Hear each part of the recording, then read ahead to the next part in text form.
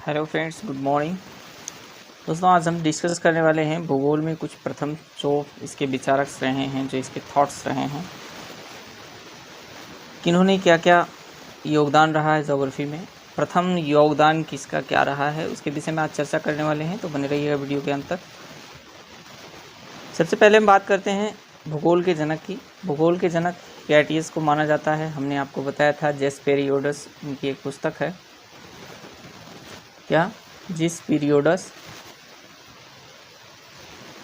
इनकी एक पुस्तक है। उस पुस्तक में इन्होंने भूगोल के विषय में काफ़ी कुछ लिखा है, उसके कारण इन्हें भूगोल का पिता कहा जाता है। इसके बाद अब दूसरी जो है ऐतिहासिक भूगोल का पिता। ऐतिहासिक भूगोल के पिता की बात करें तो हेरोडोटस हैं, और इतिहास के पिता भी हेरोडोटस हैं। ये दोनों कॉन्सेप्ट आपको याद रहना चाहिए। इन्होंने कहा था कई सारी सभ्यताएं विश्व में विकसित हुई, और उनमें से एक सभ्यता थी नील नदी की मेसोपोटामिया की सभ्यता। और मेसोपोटामिया की जो सभ्यता थी, इन्होंने कहा कि मिस्र की जो नील नदी है, मिस्र की उत्पत्ति में नील नदी का ही योगदान है। यानी मिस्र में जो मेसोपोटामिया सभ्यता का विकास हुआ वो नील नदी के किनारे हुआ, और उसी से मिस्र राज्य की उत्पत्ति हुई, मिस्र देश की उत्पत्ति हुई। इसके बाद अब बात करेंगे आधुनिक भूगोल के जनक। जी हाँ, आधुनिक भूगोल के जनक, मॉडर्न ज्योग्राफी।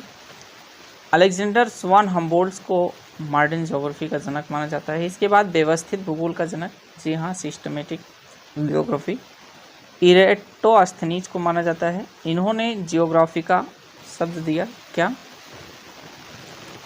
जियोग्राफी का, इन्होंने जियोग्राफिया शब्द दिया। इसके कारण इन्होंने एक भूगोल को एक अलग विषय के रूप में इन्होंने स्थापित किया, इस्टेब्लिश किया, जिसके कारण इन्हें व्यवस्थित भूगोल का जनक माना जाता है।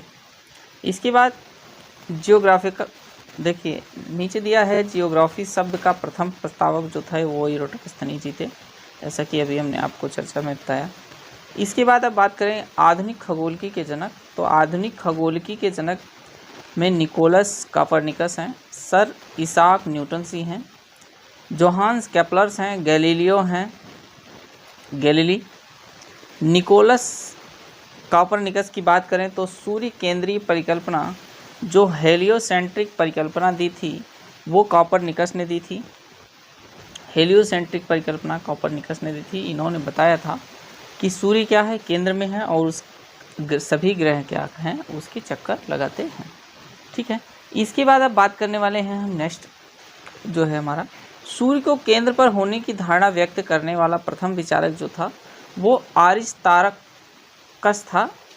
इन्होंने तो किया, प्रथम विचारक इनका था कि सूर्य जो है केंद्र में स्थित है, इनका प्रथम विचार तो था, लेकिन इनके पास कोई ठोस साक्ष्य ना होने के कारण इनकी जो ये विचारधारा थी मान्यता पर आधारित नहीं हो पाई थी। बाद में कॉपरनिकस ने काफ़ी कुछ संघर्ष के बाद इसकी पुष्टि की, हाँ वास्तव में सूर्य जो है केंद्र में स्थित है। जी हाँ। इसके बाद पृथ्वी के आकार को गोल कहने वाला प्रथम विचारक, जी हाँ, पृथ्वी की आकार को गोल कहने वाला जो प्रथम विचारक था वो अरस्तु था। अरस्तु ने कहा क्या है, पृथ्वी का शेप कैसा है, बिल्कुल सर्कलाकार है, आकार गोल है। इसके बाद नेक्स्ट जो है वो है विषुवत रेखा की लंबाई ज्ञात करने का प्रथम प्रयास। ये क्वेश्चंस कई बार यूजीसी नेट, यूपीएससी और यूपीपीएससी अदर्स एग्जाम्स में बहुत बार रिपीट्स हुआ है, तो आप इसे नोट डाउन कर लेंगे। इरेटोस्थनीज ने सबसे पहले विषुवत रेखा की लंबाई बताई, और इन्होंने इस विषुवत रेखा की लंबाई 24,000 स्टेडिया बताया। क्या 24,000 स्टेडिया के आसपास इन्होंने लगभग इसकी लंबाई बताई। तो उस समय की गणनाओं में सबसे ज़्यादा जो गणना की बात की जाती है कि सबसे सही जो सटीक किसी ने अगर अपने विचार इस भूमध्य रेखा की लंबाई पर दिया था तो वो इरेटोस्थनीज ने दिया था। इसलिए इन्हें माना जाता है विषुवत रेखा की लंबाई ज्ञात करने का प्रथम प्रयास करने वाला प्रथम विचारक कौन था, तो इरेटोस्थनीज था। इसके बाद अब बात करते हैं भौतिक भूगोल के जनक। जी हाँ, भौतिक भूगोल के जनक जो फिजिकल ज्योग्राफी है वो पोलिडोनियस है। सांस्कृतिक भूगोल के जनक कार्ल सावर जी हैं। गणितीय भूगोल के संस्थापक की बात करें तो थेल्स और अनेक्सिमेंडर्स जी हैं। वैसे गणितीय भूगोल के जनक अगर पार्टिकुलर्स थेल्स व अनेक्सिमेंडर्स दोनों को नहीं दिया होगा, अगर एक ऑप्शंस में रहता है तो थेल्स आपका सही ऑप्शन होगा।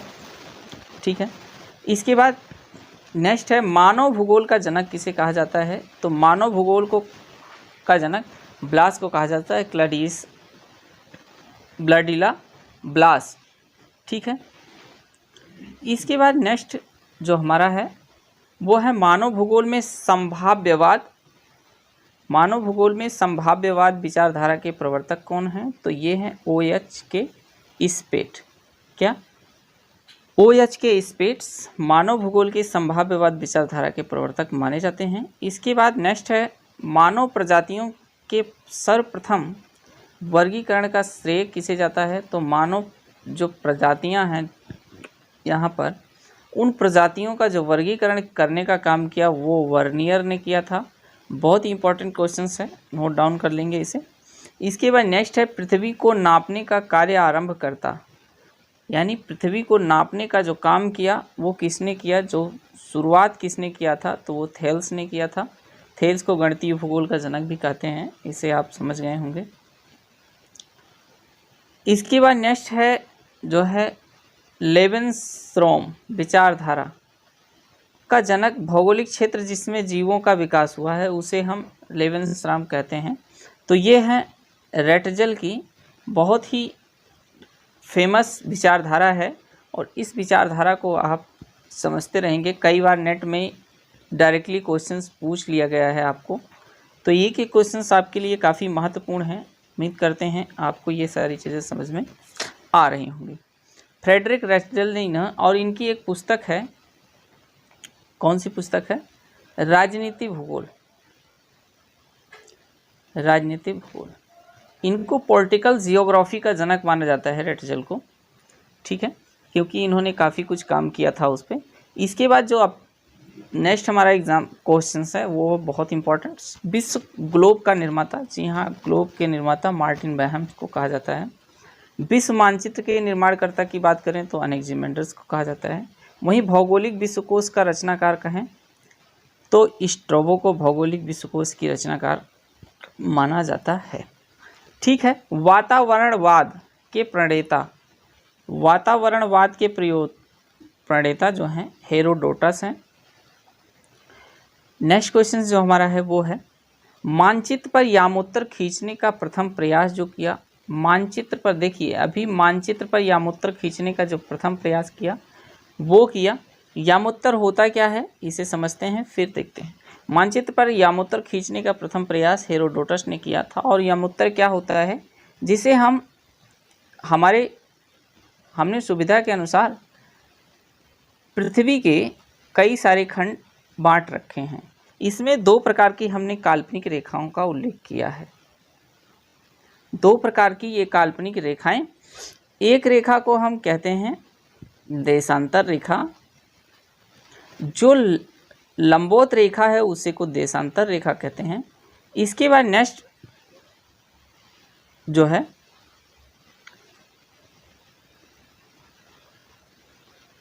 उसे हम क्या कहते हैं? अक्षांश रेखा कहते हैं। पूरे ग्लोब पर या पूरे मानचित्र की बात करें, पूरे ग्लोब पर अगर हम देखें, चूँकि ग्लोब हमारा गोलाकार का है तो इसे शेप में ऐसे ऐसे काट दिया गया है रेखाओं के द्वारा, और इन रेखाओं के जाल से ही ये ग्लोब का निर्माण हुआ और इसी को हम यामोत्तर कहते हैं। तो इसका जो प्रथम प्रयास किया था वो हेरोडोटस ने किया था।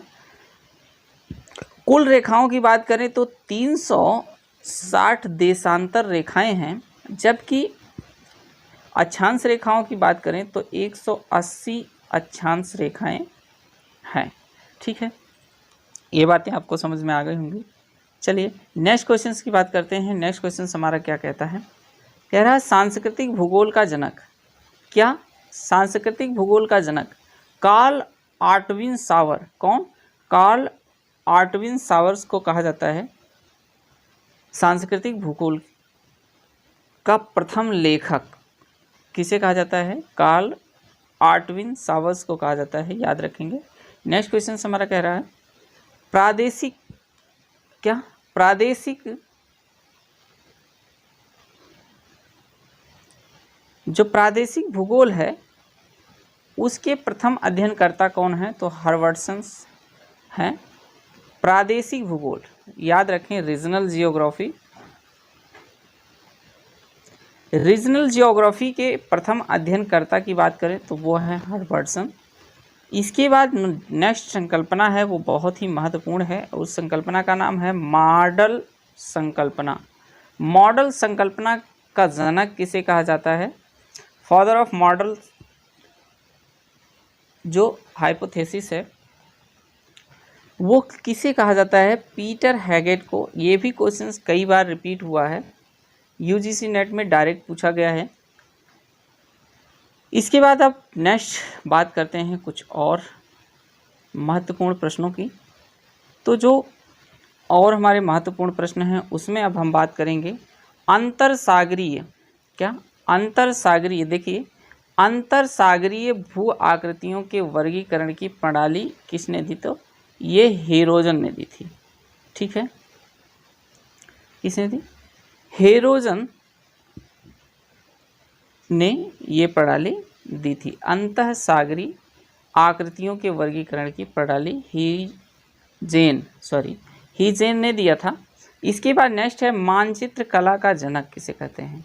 ये क्वेश्चंस भी कई बार रिपीट हुआ है, डायरेक्ट पूछा जाता है ये क्वेश्चंस। मानचित्र कला का जनक और यामोत्तर खींचने वाले दोनों आपको याद रहेंगे। जैसे अभी हमने बताया यामोत्तर जो खींचने का काम किया था वो किसने किया था।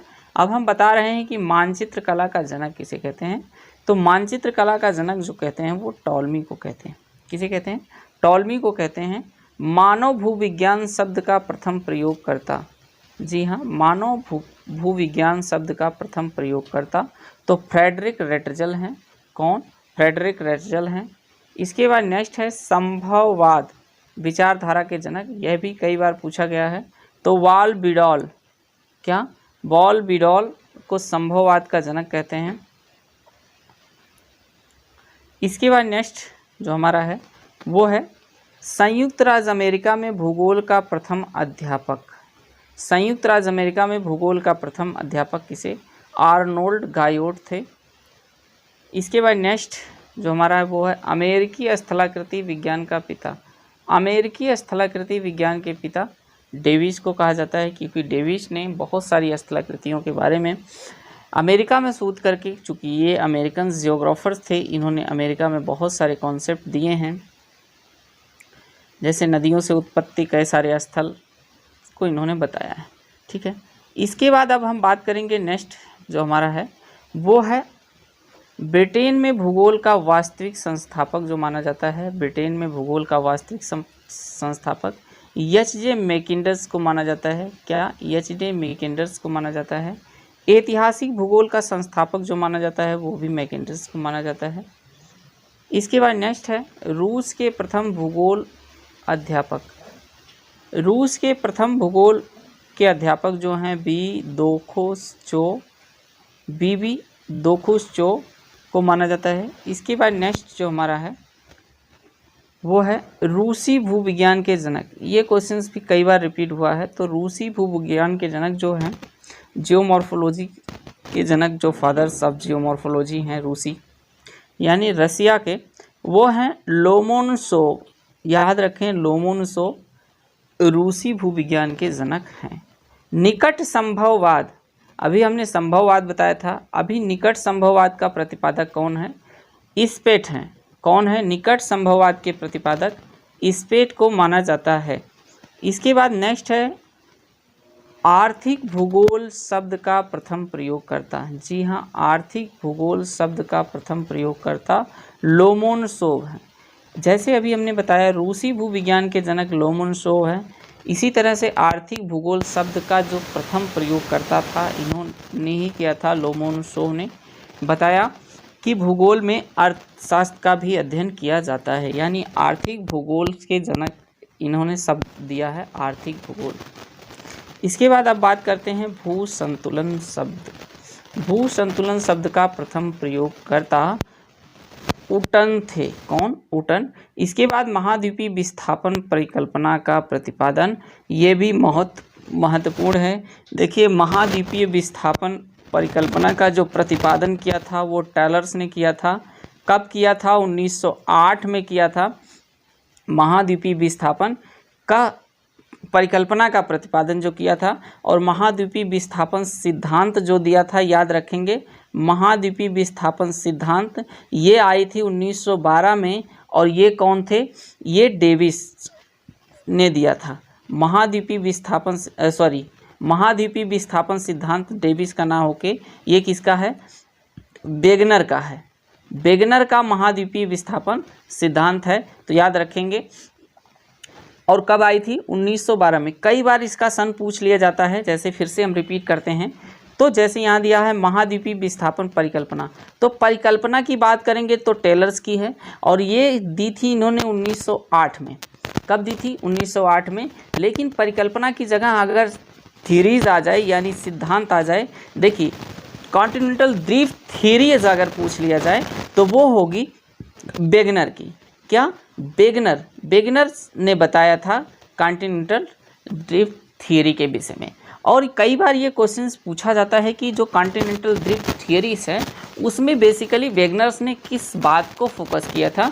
तो हम आपको बता दें, उनका ये मानना नहीं था कि जो महाद्वीपों का विस्थापन हुआ वो कौन से फैक्टर्स थे।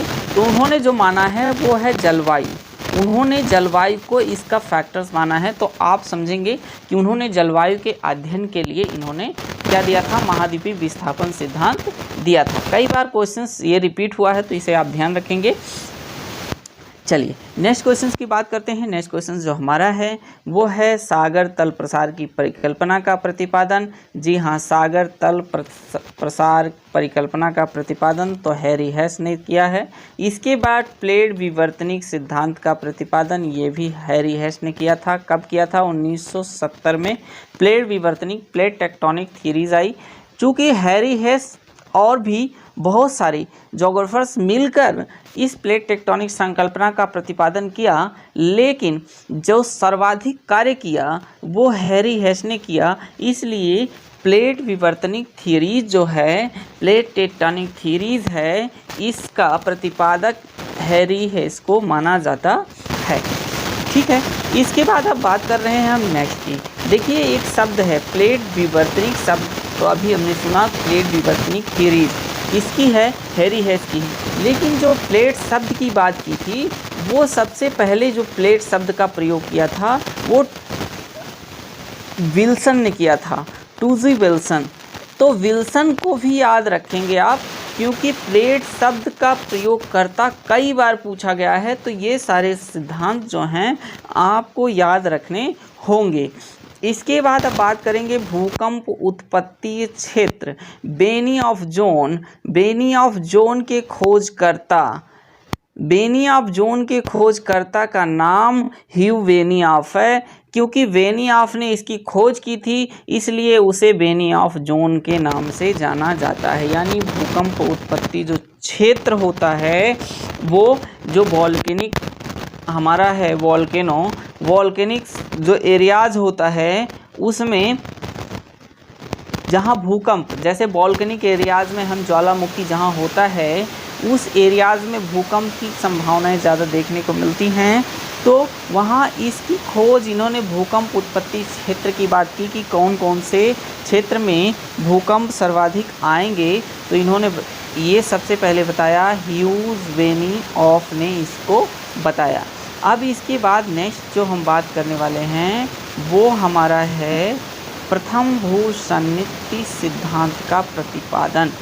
प्रथम भूसन्निधि सिद्धांत का प्रतिपादन हॉग ने किया था। किसने किया था? हॉग ने किया था। प्रथम भूसन्निधि सिद्धांत का प्रतिपादन हॉग ने किया था। इसके बाद अब है अपर्दन चक्र सिद्धांत। अपर्दन चक्र सिद्धांत की बात करें तो अपर्दन चक्र सिद्धांत यानी भौगोलिक चक्र, और ये परिकल्पना दी थी डेविस की। बहुत ही फेमस परिकल्पना है। इन्होंने बताया था कि जो अपर्दन है वो निरंतर चलने वाली एक प्रक्रिया है। ठीक, इनकी एक त्रिकुट प्रक्रिया भी आती है। इन्होंने त्रिकुट थियरीज़ भी दी हुई है, तो उसकी चर्चा आगे भी करेंगे हम। चलिए अभी देखते हैं नेक्स्ट क्वेश्चन। नेक्स्ट क्वेश्चन हमारा कह रहा है काष्ठ अपर्दन चक्र का प्रतिपादन। काष्ठ अपर्दन चक्र के प्रतिपादन की बात करें तो ये हैं BD। काष्ठ अपर्दन चक्र के प्रतिपादक BD को माना जाता है। इसके बाद अब शुष्क अपर्दन चक्र का प्रतिपादक की बात करें तो शुष्क अपर्दन चक्र के जो प्रतिपादक हैं वो हैं डेविस। कौन? शुष्क अपर्दन चक्र के प्रतिपादक डेविस को माना जाता है। परहिमानी अपर्दन चक्र का प्रतिपादन पेल्टियस को माना जाता है।